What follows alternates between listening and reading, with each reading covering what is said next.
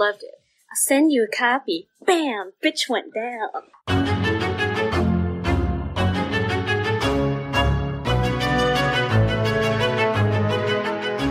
All right, so welcome back to another episode of Horror Queers, the podcast where we look at some gay movies or films that are campy, and hopefully they're horror, and then we just, read them for filth. Well, in this case, I don't think we're going to read this one for filth, Joe, but it's not really, it is horror, but it's not really queer? Well, actually, I take it back. We'll get into it. But take that back because I'm going to school your ass. Are you going to be reaching, Joe? Are you going to reach real far? I am not, but I do have surgical instruments that I have tailor-made that I am ready to excise to make my points clear. I will say that the Scream Factory Blu-ray I have for this, I was waiting for those tools to come in. I thought they were pincers at first. I was like, he's going to be like a crab man, and that was not what it was. But I was fine. I was very happy when the tools finally showed up. So we're talking Dead Ringers, David Cronenberg's Dead Ringers. In case people didn't know, 1 minute in, you probably just think we're talking about. There is a lot of horror movies that have to do with evil doctors and crab untowards. I don't know as many horror films with crab people. No. As a South Park. Do you? Is that a subgenre I don't know about? Oh, you are aquatic horror man. Well, yeah, I've never seen a crab movie. Again, only the crab people in South Park, but I'm sure there's something in the 50s about crab people. I'm sure that's a thing. Oh, I'm sure. Yeah. Yeah, so Dead Ringers. So Dead Ringers. Okay, I am on the fact sheet today. So part of the reason that we wanted to do this is because we want to acknowledge that there's lots of horror films that were not made in the 2000s, as much as we are familiar with them. Yeah. So part of this is that we're trying to make sure that we're covering off on some classics, some unconventional picks, some interesting picks. So Dead Ringers is one of my picks because it is a Canadian film, and I do really love David Cronenberg. And I think that this is an unexpected pick for a bunch of people. I think they would have expected us to pick a different David Cronenberg film. What do you think they would have expected us to pick? Like, was there a specific movie in mind that you would think, or just anything else? I think... Well, for one, Dead Ringers is not his most popular film. It's a very well-regarded film, but in his entire oeuvre, I think if you looked at something, Shivers, his first film, is it's quite well-known, but it's also very exploitation-y, so that might fall a little bit more into some of the camp, some of the sort of offensive elements that we might be more inclined to talk about. Same with Rabid, which has a porn actress as its lead actress. I've seen Shivers, really like it. Never seen Rabid, though, but I plan on seeing it before the Soska Sisters' remake comes out. Oh, yeah, for sure. Because that'll be a very interesting comparison to make, I'm sure. Yeah, I hope it's good. I like the Soska Sisters a lot. But I haven't loved any of their movies except for American Mary. Yeah, I would say that's probably their most well-regarded film. Yeah, I would say so. But we're talking about Dead Ringers. Yes, we are. So the other two that I would say are potential topics for discussion, or more obvious picks from Cronenberg, would be Naked Lunch, which is actually about a gay man. Oh. William S. Burroughs. So that was, I'm looking at his filmography now. That's one that I had no idea what it was. So doesn't ring a bell to me. Not explicitly horror, but it has a lot of horrific imagery to do with men and typewriters and bugs. Okay. Well, that sounds pretty Cronenberg-y. Mm-hmm. Yes, it's true. And then, of course, the other one is your absolute favorite, Videodrome. Listeners, look, I'm not crazy about Videodrome, and maybe it's one I need to watch again, but I really don't want to watch that movie again. Well, I think it's as always, as we always say, when we get into it, I'm interested to hear how you felt about this movie, because I would put this film in comparison quite clearly with Videodrome. I mean, they fall within a specific time period of David Cronenberg's career, so it's this and Videodrome and sometimes The Fly, but also The Dead Zone that usually get lumped together because they all have to do with a particular transition period of Cronenberg's career. They're all like, it's one after the other. It's Videodrome, then Dead Zone, then The Fly, then Dead Ringers. I definitely prefer Dead Ringers because it has an actual narrative. Fair. Okay. Well, don't be surprised if Videodrome ends up coming back up at some point. I mean, I'd love to, honestly, when I saw it, I didn't like talk about it with anyone. I just saw it and I was like, ugh. I was kind of ashamed to tell anyone that I didn't like it because I don't think I've met a single person, at least in like the film critic circle, that doesn't like it. So if you don't like it, tweet me. We can bond. Or tweet Trace and tell him why he should like it. God, it's so boring. Anyway. Okay. So back to Dead Ringers. So Dead Ringers is a 20th Century Fox production. It came out in September 23rd, 1988. So at this point, the film is, gosh, that's 21. going to make me feel old. Wait, oh my God. I said 21. It's 31. I don't know where 31 my math years went. old. It had a budget of $13 million, which for a Canadian film is astronomically huge, by the way. Oh, okay. And we'll get into that as well. So it opened at number 1, which is kind of shocking. Yeah, because how much did it make its opening weekend? Welcome back to 1988. So this film opened at number 1 with $3 million, which even if you adjust it is $6.4 million. So this would have been, I mean, we are talking September, so the numbers would be a little bit lower, but that is low. Yeah. Well, it premiered. It opened the week after it premiered at TIFF too, which is interesting because I wonder if they were trying to court some of the controversy. So, okay, I want to talk about that because I didn't know there was controversy around this movie. So that's good. We have somebody to talk about. We have lots to talk about. So the film ended up making $8 million, which is adjusted 17.2. So it's not a huge film. Obviously, it did not make its money back, which is not unexpected considering the subject matter, considering the runtime of 115 minutes. David Cronenberg at this point, he was not known for directing certain types of films, despite the fact that he had done The Dead Zone and The Fly. Those, I think, were always perceived as American films that he had kind of been parachuted in to direct, and they would have been successful with or without him. So this is very much more in his Canadian section, where it's artsy, it's unattainable, it's challenging, it's emotionally difficult. So this was never going to be an audience pleaser. Would you say that this movie has like a distinct Canadian identity? Like, does it feel like a Canadian movie? Yes, absolutely. Okay. I want to know what that means, but you can continue. How many hours do you have? Okay, so talking about the reception, 82% on Rotten Tomatoes, with an average of 7.6 out of 10, and Metacritic is 86. So it's well regarded, which is not surprising. But then, of course, when you look at Metacritic score, it's 5.1 out of 10, and Rotten Tomato audience is 3.6 out of 5. So this is a classic case of an artsy, well-made film that resonates. And I've been told I use that word too often. It connects with critics. And I think it's just a little too inaccessible for conventional film-going audiences. Which, interesting, though. I mean, I admit, yeah, this isn't something that I would just, like, show my parents, let's say. But I don't think it's... I mean, it's not as difficult as Videodrome is. Or honestly, even maybe Shivers. I'm trying to think of like, no, The Brood's pretty accessible. Scanners is too. I mean, yeah, it's not his most accessible film, but it's more accessible than Videodrome. Yeah, I would be inclined to agree with that. I mean, I think when you're looking at his films from this particular era, The Dead Zone and The Fly are very quote unquote mainstream films. Yeah. That's why I think this one falls more in place with some of the other ones, because it's not that it's difficult to watch, but it's not filled with action sequences. Jeremy Irons is well known. He's well regarded, but he's not Christopher Walken. He's not Jeff Goldblum by any stretch. He was more of a stage actor. I mean, I know he's done film, but I feel like he's more well known now for stuff he did in the 90s than anything before that. Yeah, and if you ask people, hey, what's Jeremy Irons' most well-known role? I think your everyday film person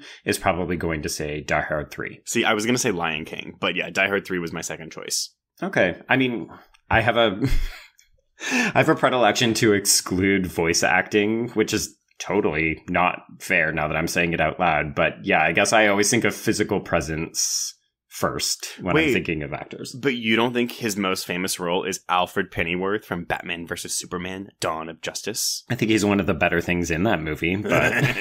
Yeah, he is. I don't want to talk about that movie. No, that's a long conversation. I know, for a long-ass movie. You betcha. Okay, so obviously this is directed by David Cronenberg, and like many of his early films, it's also written by him, but unlike many of his early films, he had a co-writer, Norman Snyder. So one of the other notable things about this film, and it's still a huge gap for me, is the composer. I'm not great with talking about music or how it works, but David Cronenberg and Howard Shore have worked together on nearly all of David Cronenberg's films, which is kind of crazy when you think about how many films Cronenberg has actually made. It's a partnership with longevity. But, again, they didn't do the Dead Zone, so I really want to know why that was a thing. Like, did something happen, or was it just a scheduling conflict? Who knows? I don't know for sure, but I wouldn't be surprised if it was the Dead Zone is a super commercial film, and David Cronenberg maybe didn't have the authority to hire Howard Shore. Bear in mind that Howard Shore is really well known for his modern day scores, so he's often associated with the Lord of the Rings, but this would have been back in the 80s, so I mean, he was doing lots of David Cronenberg, maybe not as much else. Yeah, probably not. Our cinematographer is, Peter Suschitzky? Sure. That sounds right. Here's the thing, people in podcast land. No one ever tells you how to pronounce these people's names. You never hear them pronounced out loud. I'm actually, because we've never really discussed the cinematographer in any of the call sheets that we've done. I mean, I always list them in case they're like really notable, but we haven't discussed it yet. But this guy's, I mean, he's a lot of credits, but do you like the three that I pulled?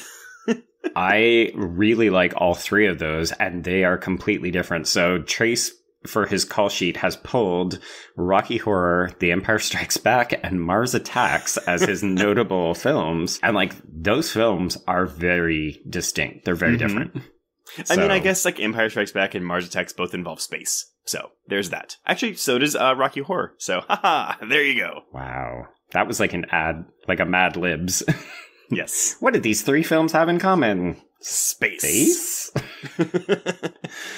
Okay. Editor Ronald Sanders, who did a bunch of other David Cronenberg films, such as Eastern Promises, Existence, and Crash. P.S. Existence and Crash are my jam. So I've never seen either one. And the Draft House actually just showed Existence for a Weird Wednesday, and I missed it, and I was kind of upset. Yeah, that one is really, really fascinating because it feels like Cronenberg trying to go back and do his body horror stuff, but he's also mixing in his interest in technology, which is an inherently Canadian theme, but it's also coming at least a decade after all of his other films, when he's progressively been moving closer and closer to really Hollywood commercial vehicles. So it's very interesting to see. It feels like a tension point in his career, and it's not entirely successful, but the film is honestly batshit crazy, and it's, considering it came out the same year as The Matrix, they're fascinating films to watch and compare. Yeah, I remember when I found out that Cronenberg had done Existence, I was really surprised. I had no idea it was one of his movies. It didn't seem like something he would do, but I also don't really know much about it, so I will seek that out post-haste. It's really good, yeah. And I would love to talk about that as well. Okay. Okay, and then we get into actors. So Jeremy Irons plays the Mantle twins, Beverly and Elliott, and as we talked about, he's in lots of stuff, including Shakespeare stuff, according to this film guide, Trace. Well, I think he's done stage and film productions of Shakespeare, and I saw a lot of Shakespeare play titles, and I just put Shakespeare stuff on them. Because he's a notable Shakespearean actor. Like he did that a lot. And then the female lead is played by Geneviève Bujold. I'm so happy you said Geneviève. That's the correct way. In America, we say Genevieve. She's a very well-respected actress, so it's one of those things where I was kind of like, okay, need to know her name for sure. Yeah, I just thought it was because you were Canadian and like you knew French. Well, there is that as well. Yeah. And then, really, I mean, if we're being honest, it's pretty much the two of them in this film. Like, this is a almost theatrical by way of stage kind of film because it's so limited to interior spaces, and really a couple of key sets dominate the proceedings, and they're inhabited by these three principal characters played by two actors. Yeah. I will point out that the only other person I have on this call sheet is Jill Hennessy, who has one scene. Her and her twin sister Jacqueline show up in one scene as call girls, and if people ever watched Crossing Jordan on NBC in the early 2000s, she was Jordan in Crossing Jordan. This is one of her first film roles. And if you're a little bit older, you would remember her from Law and Order. Okay, do we need to do a rundown of this film? I feel like we should, because this is our least popular film that we've talked about thus far. Yeah. We probably should have done that at the beginning, but that's okay. Okay, so your very brief overview of Dead Ringers is it centers on identical twin brothers, Beverly, who is shy and more reclusive, and I'm hesitant to say the brains of the two brothers because they're both very smart, but he's kind of the one doing the labor. And then his twin brother, Elliott, is more outgoing. He's more gregarious. He's the ladies' man. And the two of them are completely obsessed with women's body parts and sexuality. So they grow up to become very well-regarded, well-renowned gynecologists who work out of Toronto, which is where I'm from. Yay! Hence a Canadian film. The movie follows them as they've got their life in order. They're winning awards. They've got a very successful female-only gynecological practice. Elliot is out doing he's doing talks. He's leading lectures. They're doing all kinds of new innovations in the field. So they're kind of at the top of their game when the film starts. But we learn very quickly that Beverly doesn't really have any kind of external life. And Elliot tries to bring him out of his shell. They do the parent trap thing where they swap out roles so that Beverly can go and get laid with different women. And they end up coming into the circumference of this woman named Claire Nouveau, who is an actress who's shooting a film in Toronto. And they play their scam on her, and she finds out and she gets really pissed. And it's then that Beverly reveals he actually is really infatuated with her and he likes her. And the film completely falls apart at that point because, well, not the film, the brothers do. Criticism. The film it starts to go a little crazy at that point because the brothers are so tied together and so up in each other's business, like they're almost symbiotic. So the introduction of Claire completely fucks up their relationship. Beverly goes off the deep end. He becomes addicted to drugs. He spirals. They end up losing their medical practice. And at the end of the film, it all culminates with they both develop drug dependency so that they can remain in sync. And then Beverly actually comes out of it and Elliot does not. And Beverly ends up operating on his twin brother to remove their connection using very scary looking gynecological tools that he developed from a meteorologist art designer.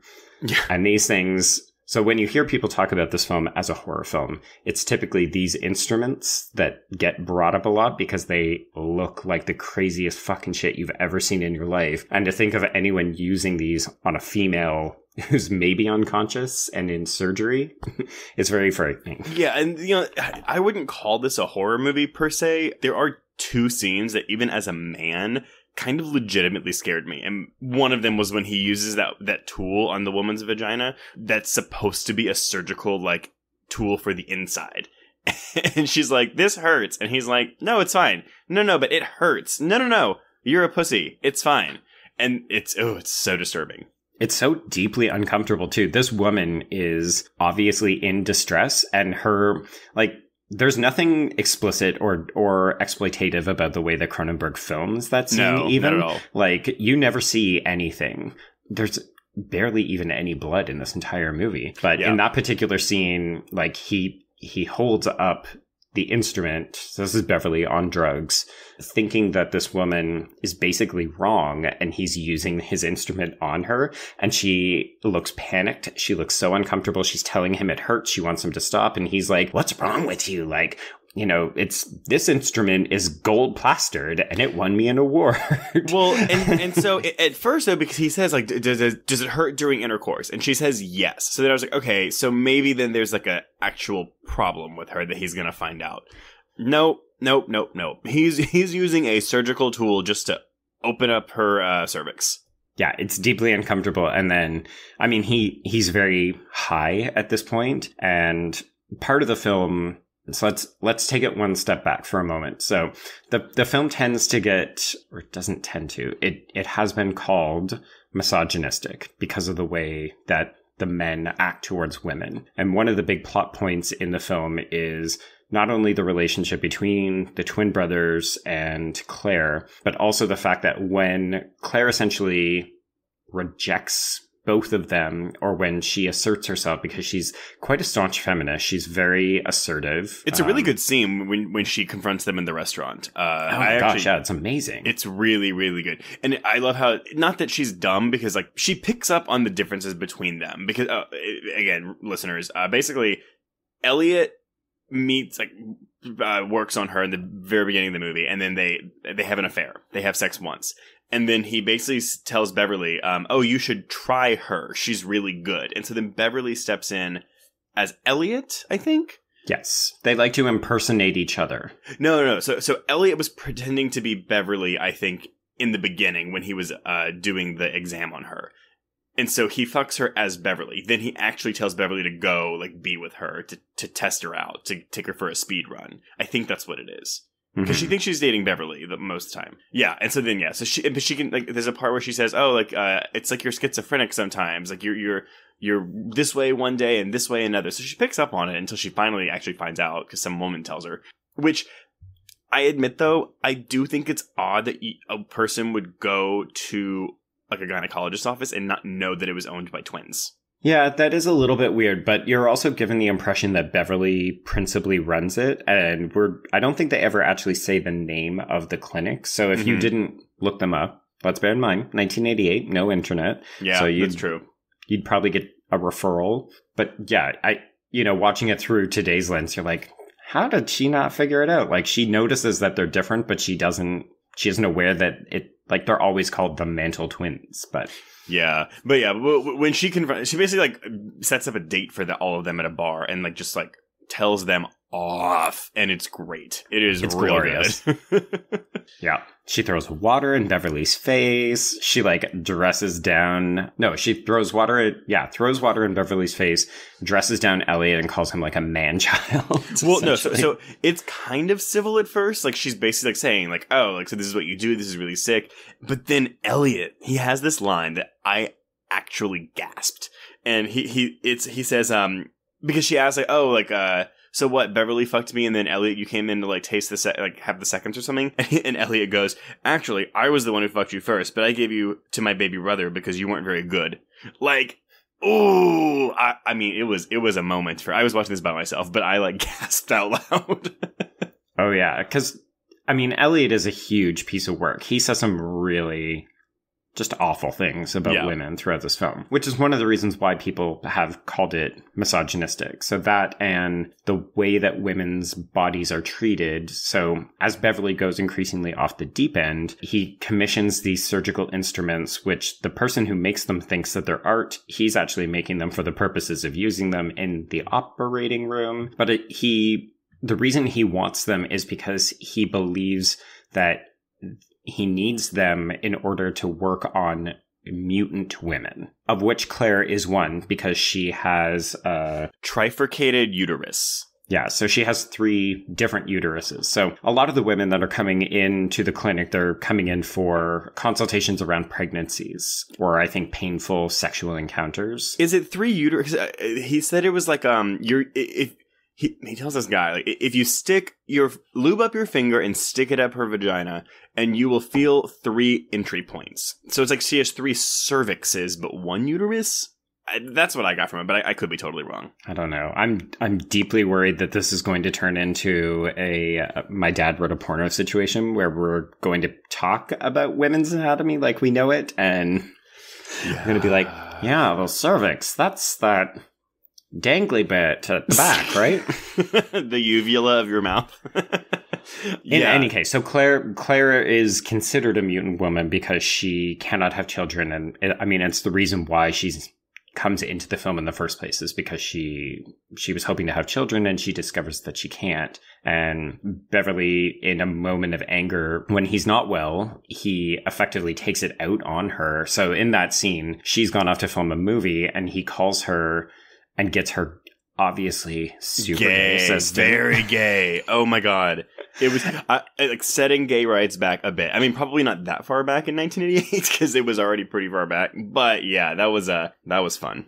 Yeah, like Mary needed an ascot and a scarf off to the side while she picks up the phone. But essentially, Beverly thinks for some reason that just because a man picks up a phone when you're calling a woman, that she must be having an affair. So he essentially trash talks her in a really disparaging way, but he equates her as a mutant woman because of this deficiency that she has. And really, that's one of the interesting things that this film is playing with, is this idea of people with broken bodies. So Claire can't have children. She's a broken person. She's a mutant woman. And then the twins are like weird versions of separated Siamese twins, or two halves of a functional adult. Like they can't work independent of one another. Yeah, and that was for me, like, honestly, with the ending, I do tend to watch things very literally. I'm not quick at picking up on themes and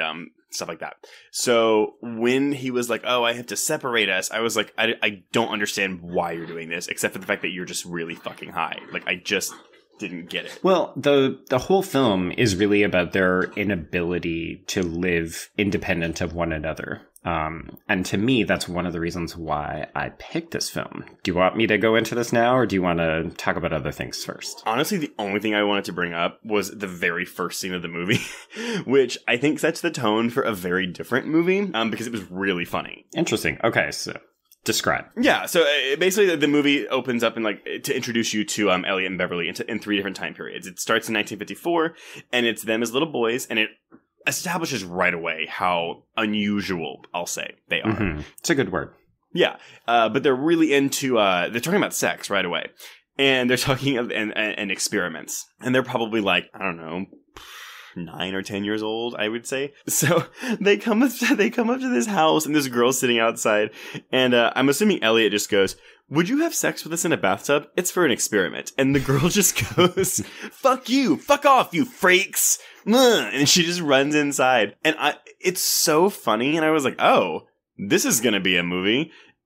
And then the rest of the movie isn't really like that at all, but I just thought that was really funny. But yeah, and then it cuts to 1967, and they're in college, they're in school, their residency, and they build some kind of tool, which I think is the same one he uses on that woman later.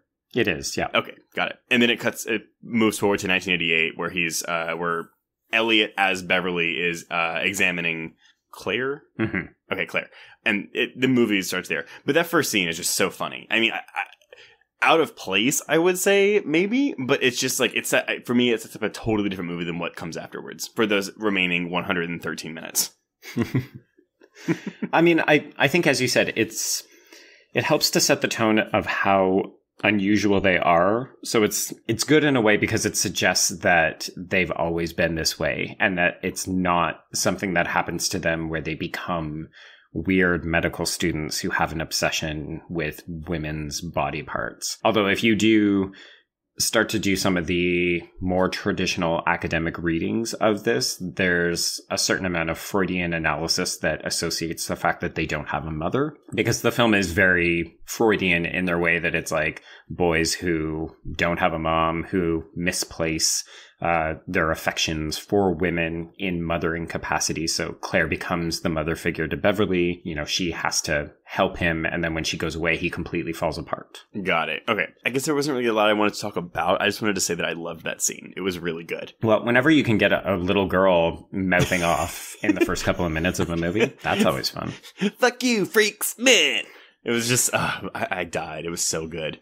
So yes, entering to what you wanted to discuss. Okay, so to set the stage, there's a couple of different stages of David Cronenberg's career, but he's always been a little bit unusual, to use your turn of phrase. Mm-hmm. So people should know one thing about me as I get into this. My area of specialty when I was in school was actually Canadian film, and my area of focus was actually on Canadian science fiction and horror films. So it's one of the reasons why I'm a little more familiar with this. It's one of the reasons I picked this film. But David Cronenberg is essentially one of two of Canada's most celebrated film directors, the other being Adam McGowan. And when I say that, that's mostly for a period of the late 80s and into the early 90s. So people know Adam McGowan because he directed The Sweet Hereafter, which was Canada's entry into the foreign film category. It stars Sarah Polley, which is a really, really well-known Canadian actress, Ian Holm, who went on to star in Lord of the Rings. Yes. See, do you know how I know Adam McGowan? How do you know Adam McGowan? He directed Chloe, the movie with Amanda Seyfried where she shows her boobs. Yes, which we've already talked about. Yes, we did, on Jennifer's Body. So, needless to say, David Cronenberg and Adam McGowan are not quite the shining stars of Canadian cinema in the 2000 and the 2000-aughts. Mm-hmm. Their stars have dimmed somewhat as they increasingly went more Hollywood. People seem to like them less and their movies seem to be less successful. I would also argue it's partially because they're often not writing their own scripts anymore. That, to me, is a huge deal. I could see that. Yeah, so The Sweet Hereafter is a really good one. It's essentially a small town that's dealing with grief and trauma after a school bus crash. Mm-hmm. And Sarah Polley is one of the only survivors. I can't remember if she was on the bus and she survived, or she just wasn't on the bus and she has to deal with it. Very quintessentially Canadian small town dealing with grief and trauma. And then, of course, there's a bunch of naughty shit that comes to the surface in the wake of this terrible incident. Very much an Adam McGowan trope. So Adam McGowan's over on one side doing his artsy trauma, grief, very realistic, very sort of humane dramas. And some people attribute that to him being an immigrant, and other people say that that's just that's a thing. If you're making realist Canadian movies, that's our go-to area. We like to do a lot of incest. We like to do a lot of weird sex. We like to do a lot of people wandering around aimlessly because we don't know ourselves. Because the Canadian identity is that we have no identity except that we are not American. There you go. Yeah. That's hilarious. Okay. Sometimes in these times, that might be a good identity to have. Right. Yeah. We especially like to say that we're not American in these times. But we're not so different. That's the funny thing, is that Canadians are honestly not that different. So. Yeah, I know. So on the flip side, we've got David Cronenberg. And David Cronenberg is essentially the only Canadian director in this time period, so the late 70s through most of the 80s, who's actually doing any genre filmmaking in Canada. We did have a bunch of American directors who would come into Canada. They would get tax breaks to shoot different types of films, which is why a whole bunch of the early 80s slasher films are technically sort of Canadian, or they're filmed in Montreal or Nova Scotia or those kinds of things. And those are called tax shelter films. We don't like them. We don't consider them Canadian films because they're too American. Gotcha. Well, a lot of TV shows now, like the CW shows, a lot of them film in Canada now too. Oh, yeah. Yeah, we give great tax breaks. And we've also got locations that can double as a lot of American exteriors. So you see all the Hallmark movies are filmed here. Basically any kind of sci-fi thing ends up often being filmed here. And then, yes, virtually everything that's filmed on the CW is filmed out west. Gotcha. Okay. Yeah, it's very fun. It's very interesting. So David Cronenberg has a couple of different stages. In the late 70s to early 80s, he's very body horror, and that's what a lot of people associate him with. So you mentioned The Brood, you mentioned Shivers, Rabid as well. These are all early movies of his that verge on exploitation. They're essentially about people growing things that have to do with sex, sexuality, or reproduction. Mm-hmm. And there's a visceralness that's associated so that violence and sexuality almost become intertwined. So he becomes Canada's enfant terrible as a result. And I mean, again, The Fly came out, that was his movie before this. It came out 2 years before. It was 1986 versus Dead Ringers is 88. And again, looking at the box office, I'm actually kind of surprised that Dead Ringers didn't do better financially, considering that The Fly, I believe, is his biggest hit, at least up to that point. Yeah. Well, in the second stage of his career, so the difference between the early films that I was just talking about is that they're a little more raw. He's still discovering who he is. The budgets are often quite low. He doesn't really have a lot of famous people in those. Obviously, Scanners becomes a really big deal, but I don't think financially it's not like it was a huge hit, but it definitely got him a lot of acclaim. But he starts to move into more quote unquote cerebral territory with things like Videodrome, like The Dead Zone, like The Fly. The reason I keep saying that The Dead Zone is his more commercial one is because it's based on a Stephen King book. So it's got that built-in audience. It's got Christopher Walken. I'm pretty sure that one sort of feels most American. The Fly is obviously a huge deal because it's got A-listers in it. Like Goldblum and Geena Davis were huge back at the time that he made The Fly. But I think sort of similar to The Thing, it was one of those,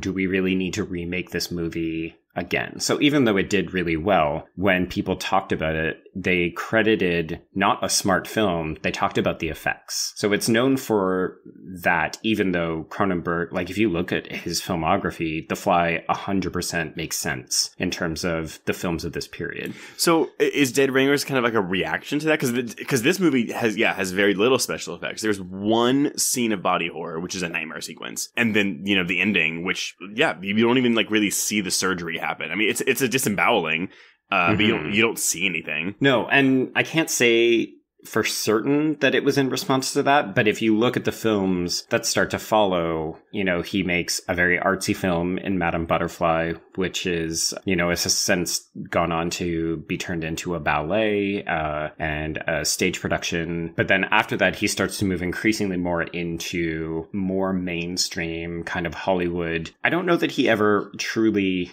loved the body horror stuff. I think he felt that it was a really good way to express the kinds of things that he wanted to talk about, if that makes sense. Yeah, no, I mean, it does. I feel like he's just kind of known as the body horror guy. Absolutely. 100%. Yeah. Yeah. So when you think about this film in particular, it's negotiating the tension between those two polarities. And I would say Videodrome is very much in the same idea. So Videodrome is all about media influences. It's very starkly Canadian in the way that it takes place in Canada, but it's about signals that come from America that transport, perverse sexuality and violence and, women getting cigarette burns onto their bodies. And so it's very much about like an American invasion of media infiltrating and polluting Canadians, whereas Dead Ringers is so staunchly Canadian. And when I say that, it's principally in a lot of the aesthetics, which is here where the cinematographer I'm not going to say his name again. Peter Suschitzky. I'm going to say Suschitzky. Suschitzky. It sounds right. That sounds right. It's kind of a tongue twister, though. I mean, like, honestly, like, Suschitzky. Yeah. Well, so okay, but like the way it looks, so you're talking like cold doctor's offices? Yeah. So very cold, sterile aesthetics. I mean, I'm not going to make blanket statements like, if you watch any Canadian movie, this is what you're going to see. But I mean, part of this is that it's also a very 80s aesthetic. Like when I was rewatching this, I thought, oh, wow, this really, really reminds me of American Psycho. Yeah, I could. Well, because they're both filmed very coldly. And I know I just used the word cold, but like there's a detachment in this movie. Even watching it, like it's hard to kind of, because the protagonists are kind of terrible people. And even Claire, who is relatable, she's gone for half the movie. So yeah. Well, because she has to go. Yeah. I mean, there's definitely a detachment when you're watching this movie that it makes it understandable why someone wouldn't really enjoy this movie. And I don't even want to say that I enjoyed it, but I appreciated it. Yeah. Which it can be a very helpful distinction to make, because even when I was doing the rewatch, I was like, this movie is slow. It feels long. Like it's not one of those things where you're like, oh, things are zipping along, things are happening. It's like, it is a slow, almost monotonous descent into chemically induced insanity and separation anxiety. Yeah. And I guess it's necessary so you can see the progression from like their most sane to, you know, totally unhinged drug addicts. But I admit though that the drug addiction seemed to come out of nowhere. Even though like when Beverly and Claire are taking pills, I was like, all right, well that sucks. But even though they're doing it for a while, it kind of felt like he was just boom, like he's addicted. Yeah.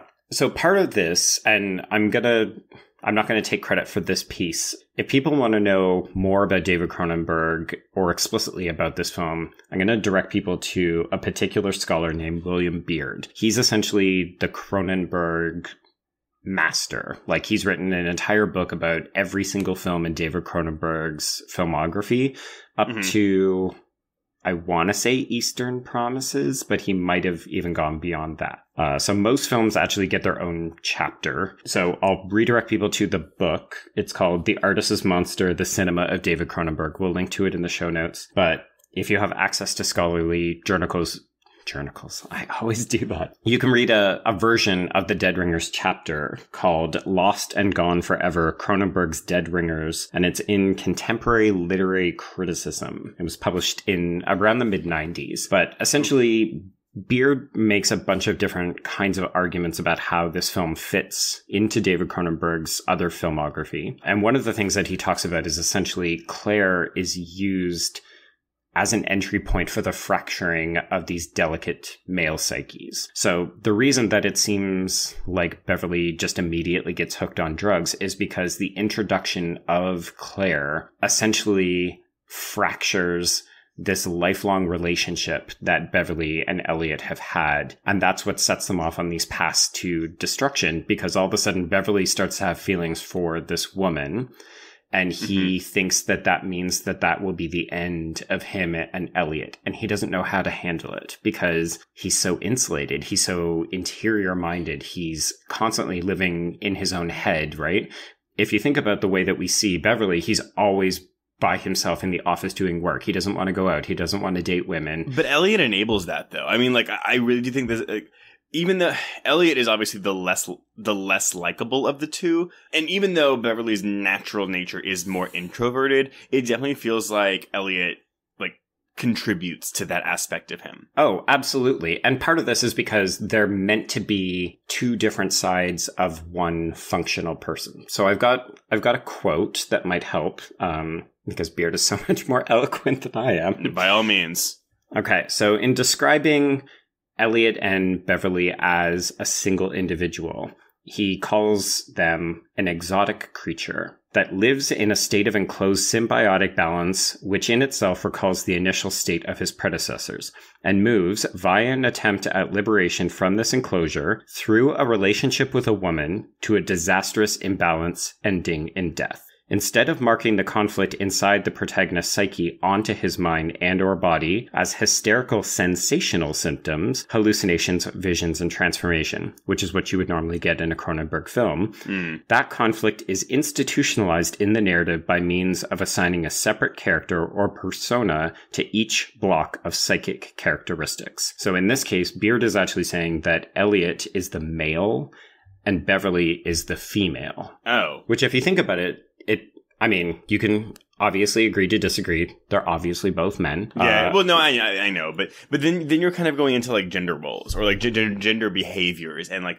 what is male and what is female. 100%. So Beard codes Beverly as female because he is more domestic. So he's the one who has said, you need to man the clinic. You need to do the surgeries. I'm going to go out. I'm going to be social. I'm going to drum up big bucks and all kinds of media exposure for us. I'm going to give the speeches and stuff. So in this way, Beverly is... the name Beverly is a more traditionally female name. Which is, I'm sure, intentional. intentional. I'm sure that's intentional. Oh, 100%. They do even call it out in the movie, though. Claire's like, Beverly is a woman's name. He's like, it's spelled differently. And so Beard has a ton of really great, insightful things that he talks about, how essentially the woman comes in and she breaks this all up, and Bev spirals because he can't handle that fracturing, but actually he has an emotional reaction, which can be helpful, whereas Elliot he's like such a poser that he doesn't know how to react, which is why he ultimately is the one who ends up on the table getting disemboweled, because when he gets addicted to drugs, he has nothing. He just like doesn't know how to come out of it. Yeah. Whereas Beverly arguably can find his way back, right? Like he has his connection to Claire. But he only comes back because Claire comes back, which I don't even. What do you make of that? Like, had Claire not come back, he would have been probably dead from the drug addiction. Quite possibly, yeah. I mean, the big thing is that as long as the two of them remained together and essentially did not let anyone into the nest, they would have been fine. But because, like, the minute that Claire enters and Beverly begins to actually develop feelings for her. So when she has that great scene where she calls him out, she throws water in his face, he cries that she breaks up with him because he's already so emotionally invested in her. But that's the beginning of the end. There's no coming back because all of a sudden there's a fracture and Beverly doesn't know how to deal with that. And he's so worried that Elliot will never be able to that they'll never be able to get back to that place, that he spirals into drug addiction, and it's all downhill from there. But one interesting thing that doesn't come out in any of this, to me, is then that queer reading. So, I'm glad we're getting to it, because I was saying, we had to talk about why we're talking about this on a queer podcast, but I'm assuming you're talking about the almost twincest sequence when they're dancing with that woman? Yes, and not just that sequence, right? So there's, to me, on this read, and sure, if people want to keep saying that we're reaching with all this shit, maybe it's time for you to find a different podcast, because guess what? It's not a reach. If you can see it in the film and you can make an argument that is substantiated, that's not reaching. All of a sudden I'm presenting an argument. You can contrast that with an argument of your own or a reading of your own. But people are too quick to say, I don't see it, and therefore it doesn't exist. Well, and that's what, honestly, I've gotten into two arguments over our last two articles, one over Batman Returns and one over Scream, and I've had to be like, look, I'm not right or wrong. You cannot tell me I'm wrong, because the way someone interprets or reads a work of art is a personal thing. And writing about it is just sharing that. You can't say you're wrong or right, because it's not how it works. And some people, though, because they're very black and white, it's like, no. There's no gray area of like, oh, it is a reading. It's, oh, no, you're right or wrong. Like, it is this, or it isn't that. Which is also why movies like this, or any kind of an art house movie, if you will, doesn't resonate with mainstream audiences, because they need that it is this or it is not this. Well, and this is a movie that doesn't wear its cards on its sleeves, right? Like, you can just do that literal interpretation where you're like, okay, so this twin gets addicted to drugs and it ruins their entire life. You know what? Yes, that is what this movie's about. But it's also about all these other things. And I think, to me, looking at it a little bit more closely, and sure, I put on my rose-colored Mardi Gras fucking pride flag glasses to look at this. But to me, I was like, Elliot is in love with his brother. Like, it's not just that he can't bear to be separated, or that he's worried that this woman is stealing his brother away.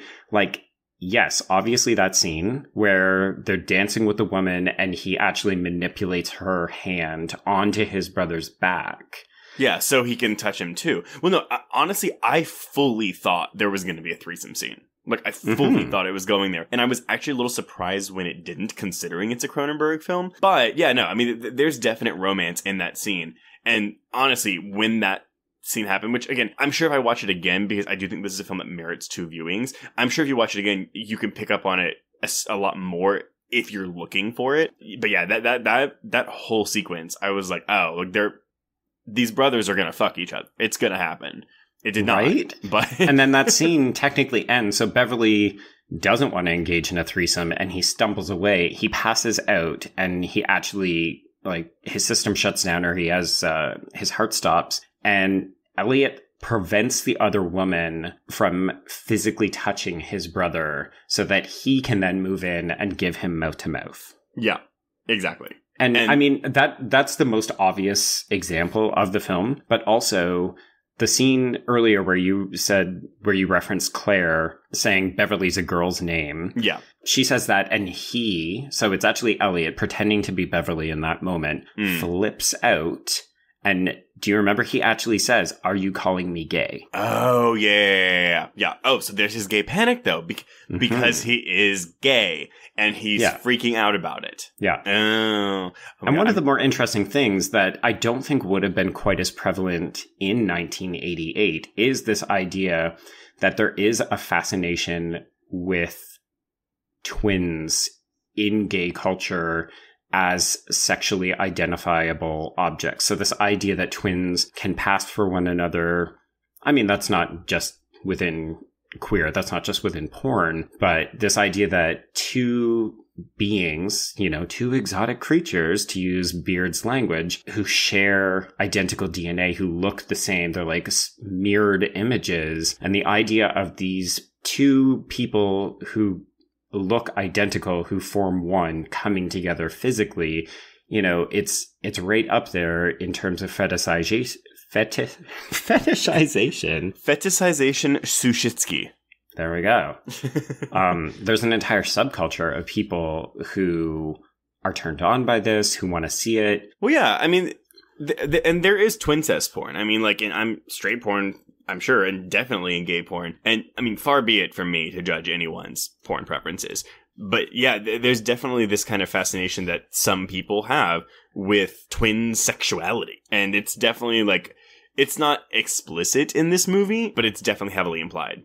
Yeah, it's an interesting undercurrent that runs throughout the film, so that it's not just about the brothers' inability to be separate, it's about the brothers' inability to come together physically. Or come together figuratively.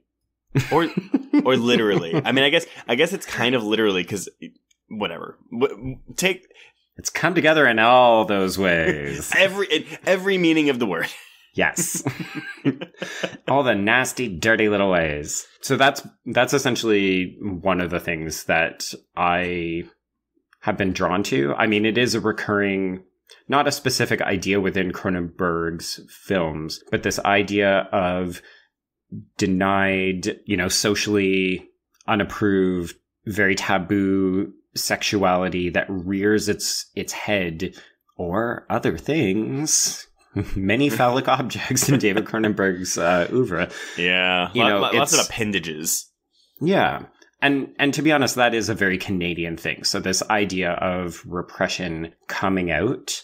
In the films of Adam McGoyan, it's often truths or trauma that end up coming out, and then they just can't be suppressed, or they can't be repressed. And in Cronenberg, they physically manifest in different ways. And in this case, I'm suggesting it's twins. You are painting a beautiful picture of Canada that I'm sure will make every American want to go visit it immediately. We have a lot of natural wildlife that's really pretty. It's cold. There's a lot of sex things in it. There's a lot of body parts. That sounds great.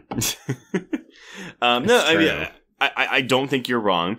But again, you can't be wrong. It's impossible because it's your reading of a film. But no, I mean, it's definitely heavily implied. And I mean, whether or not Cronenberg intended that to be the case, it certainly comes across that way. And even if you didn't have that scene, the dance sequence with the woman, you could still argue it. But for me, that dance sequence seals the deal because there's such a level of love mixed with sexuality in that scene between the two of them. And there's literally there's a woman between them, literally, just like Claire is between them figuratively. Exactly. Yeah. Yeah. And to broaden this out, to open it back up a little bit, it's interesting to me that people think that this film is misogynist because when I look at Claire, I'm like, she's such a fully fleshed out character. She's so interesting. She is. She's so aware of her wants and desires, and she's not afraid to speak her mind. Like, there's a bunch of interesting scenes where, I mean, the depiction of her as a Hollywood actress is very interesting to me. And I initially was like, oh, this movie is very condescending in the way that Elliott speaks about her profession. But then when I was reading the Beard article, he's like, oh, he's intimidated by her because he himself is an actor. Like, he doesn't have any kind of like internal components. He's all exterior. So he's intrigued by the way that she makes her living. That makes impersonating and projecting a false persona. I did love that line though when she's on her acting job and she's like, I'm not about to do this movie dressed as a $10 hooker. And then she walks out and then the costume director like looks at the gay friend or the gay assistant and then he just goes, Miss Naveau is not about to do this movie dressed as a $10 hooker. That was great. Yeah, and you think that the costume designer and the director don't speak English, but then they do. And she's just like... And she starts crying. She's just like, like costumes. But, well, so do you think maybe, though, if you use the film as misogynistic because she voluntarily goes back to Elliott, like she makes a conscious decision to be with him? It's interesting. The way that they reconcile, to me, it feels like it's... I don't want to say it's covering something up or that it's passing something over because, to be honest, I don't know that I would have cared to see another courtship. But it does seem like they get back together relatively easily. But there is a very important line where I think it's actually when Elliot goes to see her in her trailer.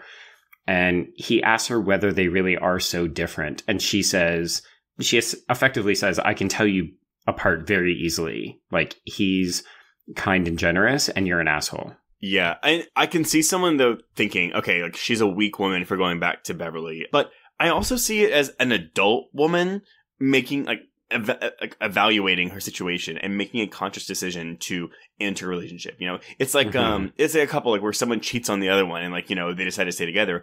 A lot of people may judge that as, oh, like, you know, leave them, they cheated on you, but as adults, I mean, there is a way to come back from that. And again, I'm vehemently opposed to ever judging anyone's relationship because, you know, the only people in that relationship are the ones that are in it.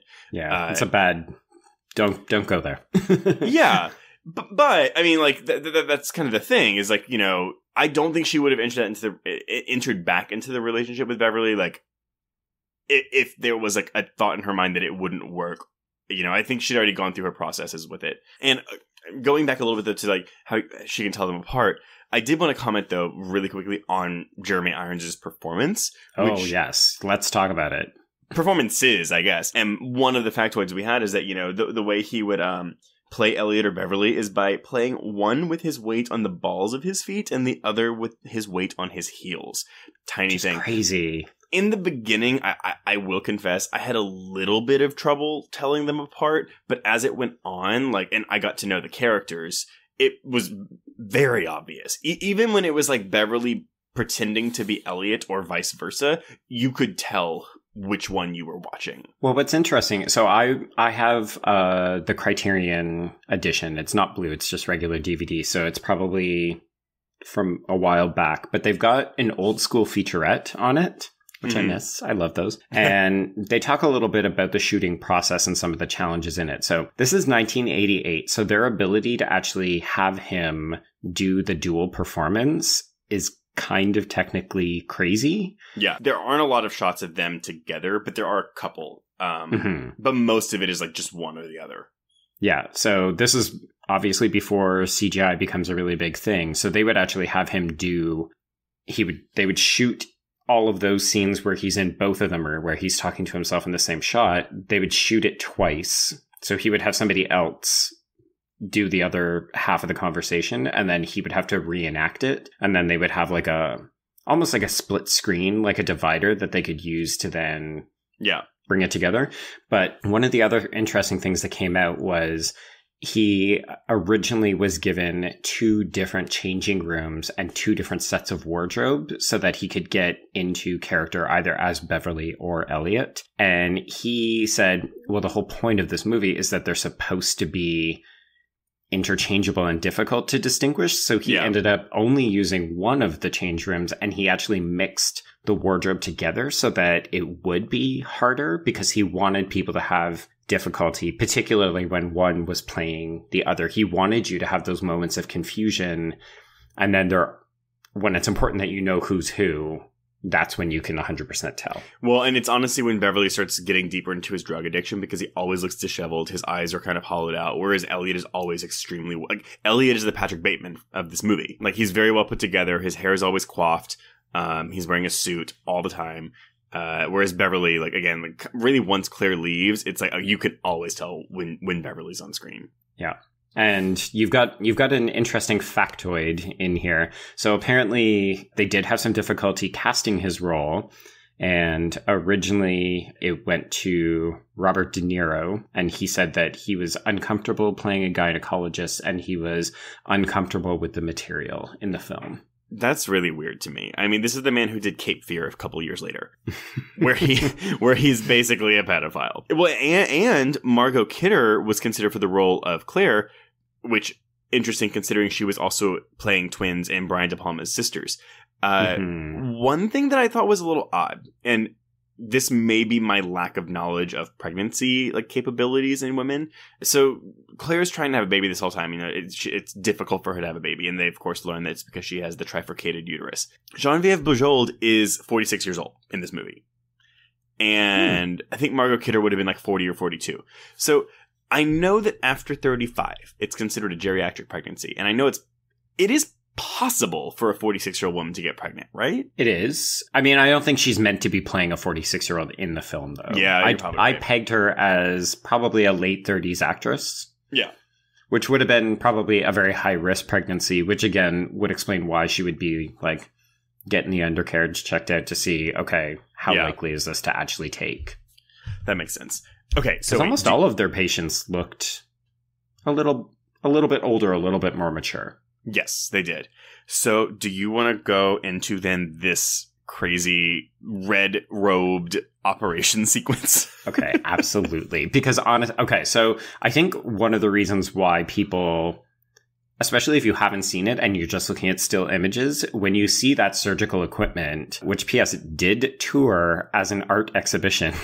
So people could actually go and see them in person. Well, and because one of the tools, which is on the cover of that Scream Factory Blu-ray, it looks like the arm of one of the Fly from The Fly. It looks like one of Jeff Goldblum's arms, but just metallic. Yeah, they really do. They really do look, I don't know, like somewhere between craven animalistic and old-timey medieval dagger kind of contraptions. Like, I do think the original, the mantle gynecology instrument that they devise in college that they win the award for and they get all prestigious for, I think that looks very uncomfortable, and it's meant to evoke a sense that there's something not quite right about these two. Particularly that it then gets plated in gold. You're just like, I know. There's a weirdness to all of that, right? It's such like this self-congratulatory jerk-off thing that guys do. But like, it's not a trophy. It's a surgical instrument. Yeah. So that is awesome and gross and weird all at once. Which is, so Cronenberg, so Canadian. And then you get to the surgery sequences and everyone is clad in these menstrual blood red robes. And so I was so confused because I was like, is this supposed to be real? I mean, obviously I know it's real in the world of the movie, but like that wasn't a thing, right? People didn't wear that. Okay, no. I just wanted to make sure. Because it's almost like Ku Klux Klan outfits. It really does. They look like hoods, right? Yes. I mean, they don't have the cone head. It's kind of like a mix of a Ku Klux Klan and like a nun's habit. But blood red. It's blood red. And it's so And all creepy. The sheets are blood red, which, P.S., like, the reason that you know that this is not at all real is because you would not actually be able to see any blood if you had some kind of accident or if you were trying, like... Well, yeah, it's a really, I mean, and I love, you only see her eyes, really, but like when he brings up the tools, so it's this woman's on the table, she's having surgery on her uterus or whatever, and Beverly, he goes, we're going to use these tools today, and then the nurse's assistant, or whoever it is, she's just like, I don't recognize any of these tools. And he's like, well, we're going to use them. And she's like, okay. And she, like, it's eye acting to perfection. Like, those eyes just go, like, marginally wider, but they're just like, what the fuck? And it's... really scary. And he uses the fly arm just barely, I think, right? Because it does get blood on it. He does. It's because he cuts her outside, and then the male nurse is like, Jesus, what are you doing? And so then he like freaks out, and he's like, well, I just need something to calm me down. And then he lunges over this woman who's under anesthesia and grabs her mask off of her face to put it on his own. Ugh.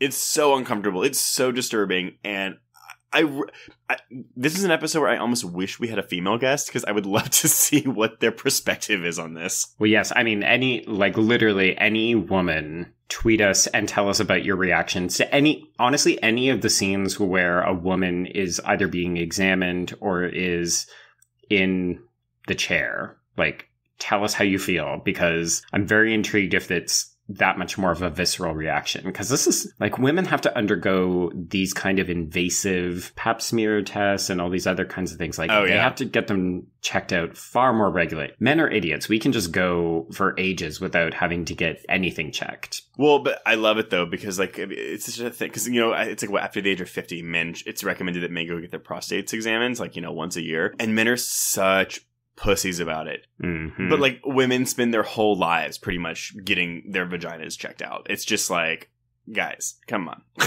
Which it kind of makes me laugh though, that, you know, women have historically been, you know, I don't want to say the weaker sex, like they're perceived as the weaker sex when they have to kind of go through so much more stuff than men do.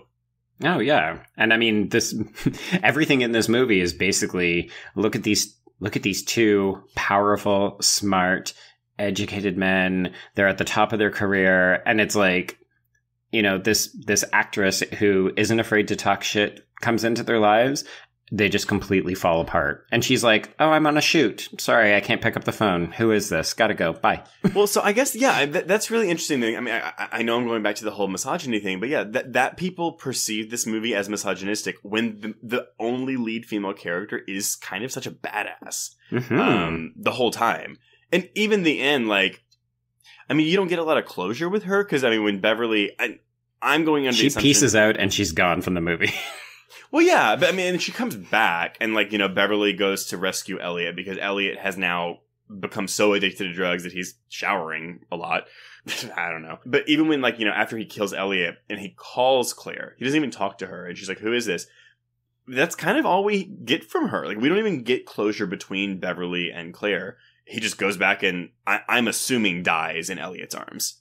Yeah, I'm glad that you brought that up. Because I think that's the other big horrific scene of this film, is the idea of twins who are so close and one disemboweling the other one, really with not a lot of sedatives involved there. But no, well, but he's so hopped up on pills though. But it's so intimate. Like, he's performing a surgery intended for a woman. Like, he's essentially excavating a womb, except it's on a man. So he's disemboweling him using his feminine tools.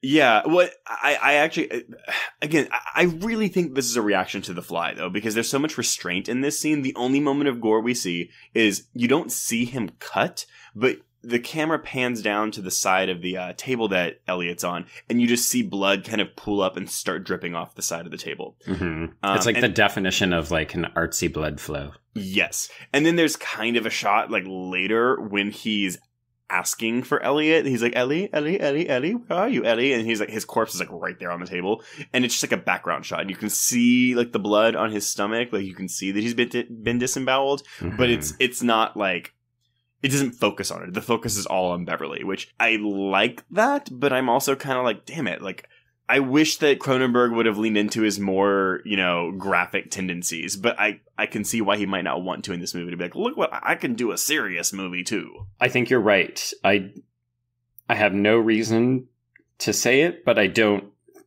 think that you're on the wrong track at all, that he's trying. I mean, obviously this film is completely fucked up, and it's very emotionally wrought and very disturbing, but it's a psychological kind of horror, right? Like, and then it's punctuated by these little moments of like sheer what the fuckery. I mean, I love that final shot where he comes back to this empty, cold aesthetic clinical office, which is now like, it looks like squatters have been living there. It's just absolutely disgusting. Yeah, it's torn apart. And his brother's corpse, like, he has to move it presumably off that table. Yeah, into the over corner. to the window, and then he just like falls asleep like he's a child reconnecting to his mom. Yeah. And that's how the movie ends. I guess we kind of did leave out the nightmare sequence, though, where he does have a nightmare that he is physically connected to Elliot. It's the only moment of like true body horror in the movie, or like graphic body horror. You know, I mean, all the gynecology stuff is like could be considered body horror since it's really fucked up. It usually is, yeah. Yeah, but yeah, it's like you see this thing tethering them to each other, and it's. I mean, then they wake and up. Claire bites it. Oh yes, it's very Brood-y. It's very much like that scene in The Brood when the main woman like chews off her womb. Yeah. Ugh, wow. Ugh, I think The Brood is my second favorite. I love The Brood. Oh, I love The Brood too. And to be honest, that the physical aesthetic, like the look of the way that they connect, and also the way that the external womb in The Brood is constructed, is very much anticipatory of the aesthetic of the game in Existence. You said The Game? Yeah, because Existence sorry. is all about gaming. Sorry, yeah, I thought you said The Game, like the movie The Game. And I was like, that's David Fincher. But no, I get it.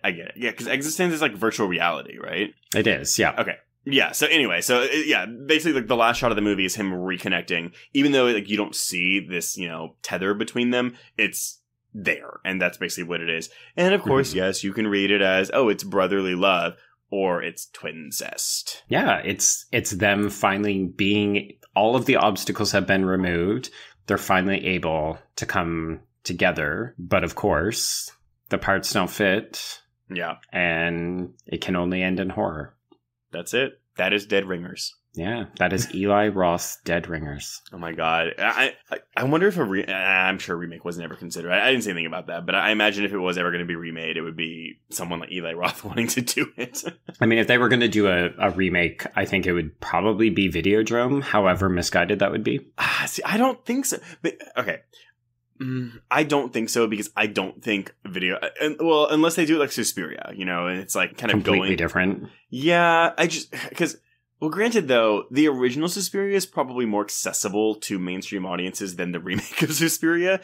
But, like, I don't think Videodrome is, like, a very accessible movie for the mainstream. So, if they were remaking it, like, with the intent of it being more of, like, a festival thing, yeah, I could see them remaking Videodrome. But I don't see that, like, I don't see a remake of Videodrome being commercially viable. Okay, so your game for this week, if you choose to accept it, is which Cronenberg film is most likely to get remade after Rabid? Okay, so which one of his...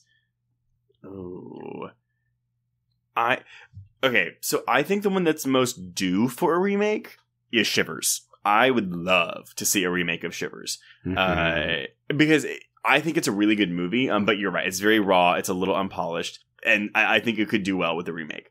The one that I think would be remade is, well, technically The Dead Zone's already been remade as a TV show. Albeit not a great one. I didn't see it. It's okay. It's very made for TV. I would probably say Scanners. I think Scanners is probably I think if Hollywood is gonna pick a Cronenberg movie to remake, I think they're gonna pick Scanners. Because it's the least weird out of all of them, I guess, which is really saying something, but it's got that gore weird that people love, right? Like, but it's not saturated in gore. It's not a gore-soaked movie. And heads up, if you've never seen Scanners and you're going into that movie for the gore, you will be disappointed. Yeah, like if you've seen the GIF, yeah, you've seen the gore. That's about as far as it gets. It's really about telekinetic people on the run, or telepathic. Sorry. So Cronenberg has done 19 films, 21 if you count his first 2 short films. I've seen 8 of them, so I'm behind on my Cronenberg. But Scanners is not one of my. Scanners is like the bottom 4 for me. But I like Scanners. The only one that I outright dislike is Videodrome, which is a pretty good margin.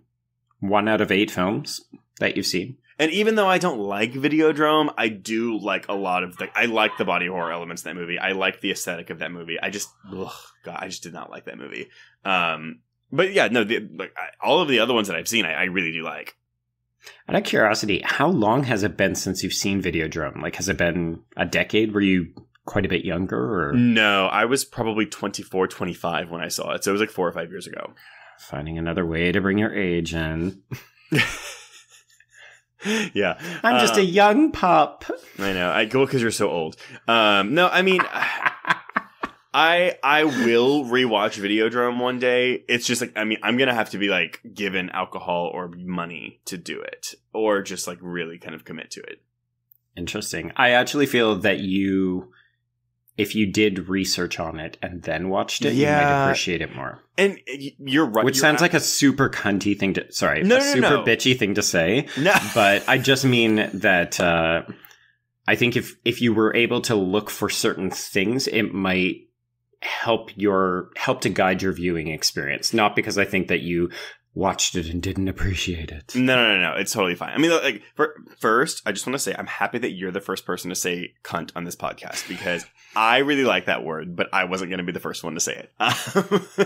Well, I let you have your 16 vaginas and cervixes in this episode alone. By the way, anyone who's playing the Trace drinking game, you're officially dead. You're on the floor. Oh my god. Oh yeah, take a drink every time Trace says vagina. Or panties. So Call back. No, you're right though. I mean, I didn't do any research on it afterwards because I was like, "Fuck this movie." I was so mad when I finished watching it. And I'm sure if I do research though and then watch it again, I don't think I'm ever going to really like it, but I'll have more of an appreciation for it, and that's kind of my limit there. I mean, that's all I can say about it. Fair enough. Well, I've got a great book that I can recommend to you. Oh, no, I'm okay. I'm just going to Google it. I'll go to the Wikipedia. Jesus. All right. So where are we going next? And I say that in that tone of voice because I literally don't know. Next week, so I promise listeners, we are going to do movies. I mean, this one had queer themes in it, but we aren't doing a movie next week that really has any queer themes.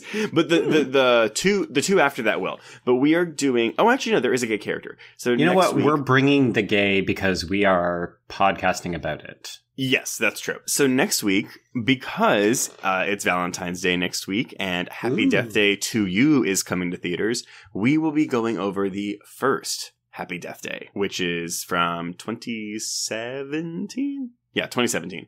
And way better than you'd expect it to be based on what it is. Yeah, it's a great modern slasher that more people should have seen in the theaters.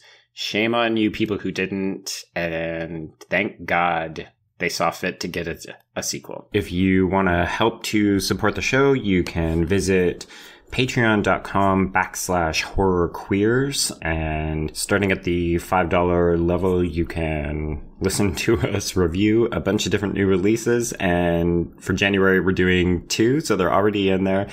So you can listen to Trace and I talk about Escape Room, as well as the new M. Night Shyamalan film, Glass. So that's patreon.com/horrorqueers. At this point in the recording, Glass reviews have started to come out, and they are not great. So we will see how we feel about that movie. 'Tis true.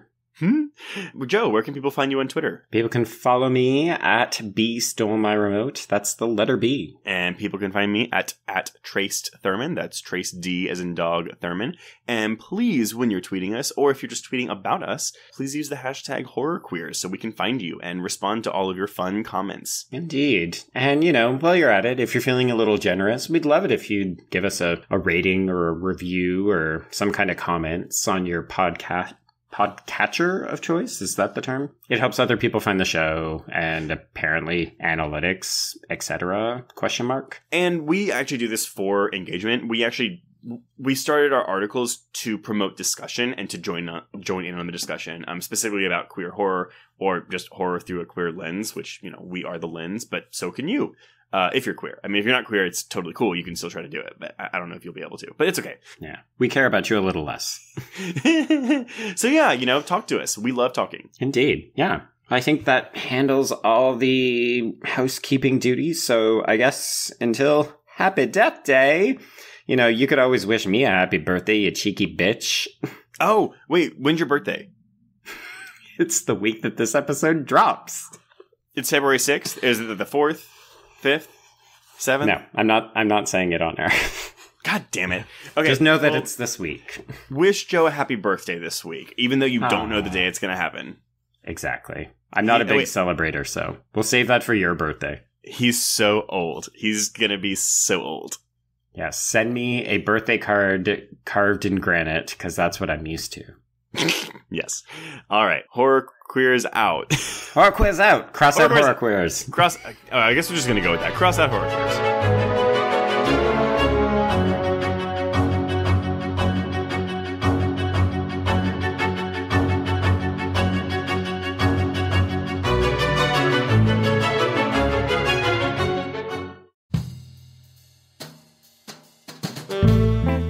Get in, losers. This is the Lady Killers, a Feminine Rage podcast. I'm Jen.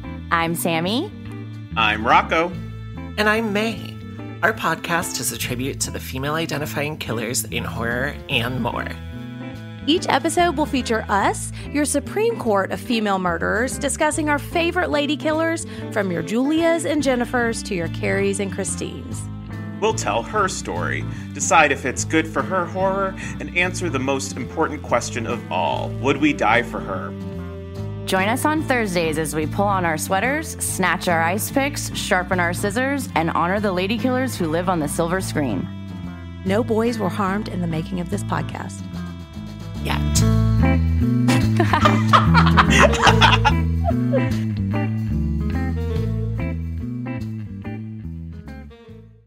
It was late in the afternoon when the professor and I took our way towards the east, whence I knew Jonathan was coming. Jonathan Harker has asked me to note this, as he says he is hardly equal to the task, and he wants an exact record kept. Dear Madam Mina, I have read your husband's so wonderful diary. Strange and terrible as it is true. I will pledge my life on it. God preserve my sanity, for to this I am reduced. Safety and the assurance of safety are things of the past. I am in hopes that I shall see more of you at Castle Dracula.